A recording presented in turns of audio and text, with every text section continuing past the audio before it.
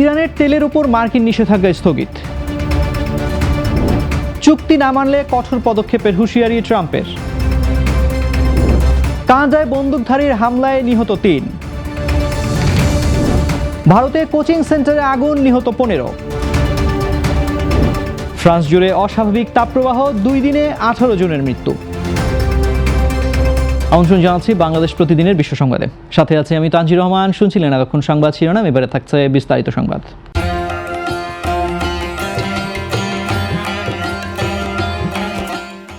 সুইজারল্যান্ডে কাতার ও পাকিস্তানের মধ্যস্থতায় মার্কিন ভাইস প্রেসিডেন্ট জেডি ভ্যান্স ও ইরানি স্পিকার মোহাম্মদ বাঘের গালিবাফের মধ্যে এক ঐতিহাসিক উচ্চ পর্যায়ের শান্তি আলোচনা শুরু হয়েছে।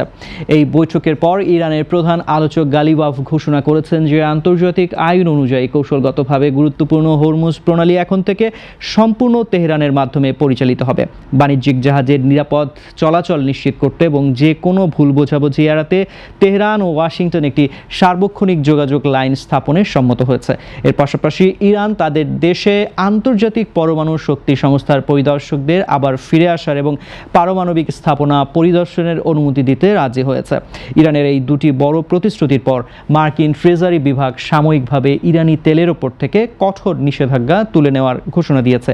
মার্কিন অর্থমন্ত্রী স্কট বেসেন্ট জানিয়েছেন আগামী ২১ আগস্ট পর্যন্ত ৬০ দিনের জন্য ইরান অপরিশোধিত তেল ও পেট্রোকেমিক্যাল পণ্য উৎপাদন, সরবরাহ এবং বিক্রি করতে পারবে।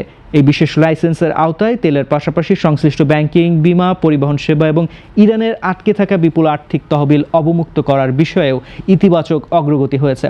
চুক্তি অনুযায়ী হরমুজ প্রণালী দিয়ে আগের চেয়ে দ্রুত গতিতে বাণিজ্যিক জাহাজ চলাচল শুরু হওয়ায় বিশ্ববাজারে জ্বালানির দাম ও বৈশ্বিক মুদ্রাস্ফীতি অনেকটাই নিয়ন্ত্রণে আসবে বলে আশা করা হচ্ছে। ইরান যদি ওয়াশিংটনের সাথে হওয়া সাম্প্রতিক অন্তর্বর্তীকালীন চুক্তি সঠিকভাবে মেনে না চলে তবে কঠোর পদক্ষেপ নেওয়ার কড়া হুঁশিয়ারি দিয়েছেন মার্কিন প্রেসিডেন্ট ডোনাল্ড ট্রাম্প।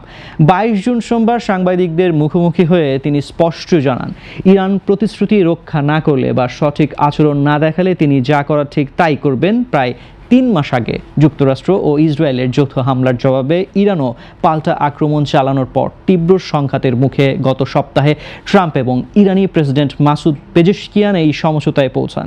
ট্রাম্প এবার নতুন শর্ত জুড়ে দিয়ে বলেছেন, চুক্তির আওতায় ইরানের অবরুদ্ধ যে অর্থ ছাড় করা হচ্ছে তা দিয়ে তাদের একচেটিয়াভাবে শুধু যুক্তরাষ্ট্রের কাছ থেকেই খাদ্য সামগ্রী কিনতে হবে।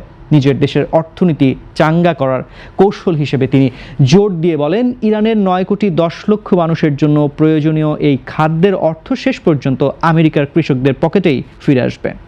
কানাডার মন্ট্রিয়লের কোর্ট দে নেইজ নামক একটি আংশিক ইহুদি অধ্যুষিত এলাকায় সোমবার সকাল 11:30টার দিকে এক ভয়াবহ বন্দুক হামলার ঘটনা ঘটেছে। সামরিক পোশাক পরিহিত এক বন্দুকধারী একটি ভবনের ভেতর থেকে লং গান দিয়ে আকস্মিক গুলি চালানো শুরু করলে পুরো এলাকায় তীব্র আতঙ্ক ছড়িয়ে পড়ে। ঘটনাস্থলে পুলিশ পৌঁছালে শুরু হয় রক্তক্ষয়ী গোলাগুলি, যাতে এক পুরুষ পুলিশ কর্মকর্তা, একজন বেসামরিক নাগরিক এবং হামলাকারী নিজে নিহত হয়। এই ঘটনায় একজন নারী পুলিশ কর্মকর্তাও গুরুতর আহত হয়েছেন, তবে তিনি বর্তমানে শঙ্কামুক্ত। মন্ট্রিয়ল পুলিশ প্রধান ফাদি দাগের এই ঘটনাকে একটি ট্র্যাজেডি ও দুঃস্বপ্ন বলে আখ্যা দিলেও হামলার সুনির্দিষ্ট উদ্দেশ্য বা এটি বিদ্বেষজনক হামলা কিনা তা এখনও নিশ্চিত করেনি। কানাডার প্রধানমন্ত্রী মার্ক কার্নি এই নৃশংস সহিংসতায় গভীর শোক প্রকাশ করে তীব্র মর্মাহত হওয়ার কথা জানিয়েছেন। ভারতের উত্তরপ্রদেশের লখনৌর আলীগঞ্জে একটি 3 তলা ভবনে অবস্থিত গেমিং ও অ্যানিমেশন কোচিং সেন্টারে গতকাল বিকেলে এক ভয়াবহ অগ্নিকাণ্ডের ঘটনা ঘটেছে। মুহূর্তের মধ্যে আগুন পুরো ভবনে ছড়িয়ে পড়লে এবং ঘন কালো ধোঁয়ায় চারিদিক অন্ধকার হয়ে গেলে ২০ থেকে ২৪ বছর বয়সী শিক্ষার্থীদের মধ্যে তীব্র আতঙ্ক ছড়িয়ে পড়ে। প্রাণ বাঁচাতে অনেক শিক্ষার্থী বারান্দা ও ছাদ থেকে নিচে লাফিয়ে পড়েন, যার ফলে এখন পর্যন্ত ১৫ জনের মৃত্যুর খবর নিশ্চিত করেছে বার্তা সংস্থা পিটিআই। নিচতলার পশু চিকিৎসা কেন্দ্র ও দোকান থেকে সূত্রপাত হওয়া এই দুর্ঘটনায় আরও বেশ কয়েকজন গুরুতর দগ্ধ হয়ে হাসপাতালে চিকিৎসাধীন রয়েছেন। এই মর্মান্তিক ট্র্যাজেডিতে গভীর শোক প্রকাশ করেছেন ভারতের প্রধানমন্ত্রী নরেন্দ্র মোদী এবং উপমুখ্যমন্ত্রী সহ প্রশাসনের শীর্ষ কর্মকর্তারা ঘটনাস্থল পরিদর্শন করেছেন। রেকর্ড ভাঙা তাপমাত্রা ও তীব্র দাবদাহে পুড়ছে পুরো ইউরোপ, যার মধ্যে ফ্রান্সে গত রবি ও সোমবার মাত্র 2 দিনে 18 জনের মৃত্যু হয়েছে। দেশটির বন্দরনগরী বোর্তোদে তাপমাত্রা ইতিহাসের সর্বোচ্চ 41.9 ডিগ্রি সেলসিয়াসে পৌঁছলে 3 প্রবীণ ব্যক্তি মারা যান এবং কার্পেন্ট্রাস জেলায় গাড়ির ভেতরে আটকে পড়ে প্রাণ হারায় 2 ও 4 বছর বয়সী দুটি শিশু। তীব্র গরম থেকে বাঁচতে নদী ও জলাশয়ে নেমে বাকি 13 জন পানিতে ডুবে মারা গেছেন বলে জানিয়েছে বার্তা সংস্থা রয়টার্স। শুধু ফ্রান্স নয়, স্পেনের শীতল অঞ্চল সেন্ট সেবাস্তিয়ানে তাপমাত্রা 40 ডিগ্রি এবং যুক্তরাজ্যে তাপমাত্রা 39 ডিগ্রি সেলসিয়াসে পৌঁছে অতীতের সব রেকর্ড ভেঙে দিয়েছে। জলবায়ু গবেষক ক্লেয়ার বার্নস জানিয়েছেন, উত্তর আফ্রিকা ও সাহারা থেকে উষ্ণ বায়ু টেনে আনা ওমেগা ব্লক নামক বিশেষ আবহাওয়াগত পরিস্থিতির কারণেই ইউরোপ জুড়ে এই অস্বাভাবিক ও প্রাণঘাতী তাপ প্রবাহের সৃষ্টি হয়েছে। বর্তমানে যে ওমেগা ব্লক সক্রিয় রয়েছে তা উত্তর আফ্রিকা ও সাহারা অঞ্চল থেকে উষ্ণ বায়ু টেনে আনছে, ফলে ইউরোপ জুড়ে তীব্র তাপপ্রবাহ অনুভূত হচ্ছে।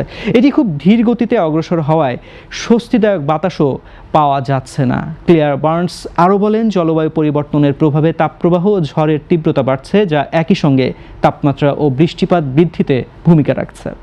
দর্শক, এই ছিল আজকের বাংলাদেশ প্রতিদিনের বিশ্ব সংবাদ। সবশেষ খবর জানতে চোখ রাখুন বাংলাদেশ প্রতিদিন ফেসবুক পেজ ও ইউটিউব চ্যানেলে। এতক্ষণ সঙ্গে থাকার জন্য ধন্যবাদ সবাইকে।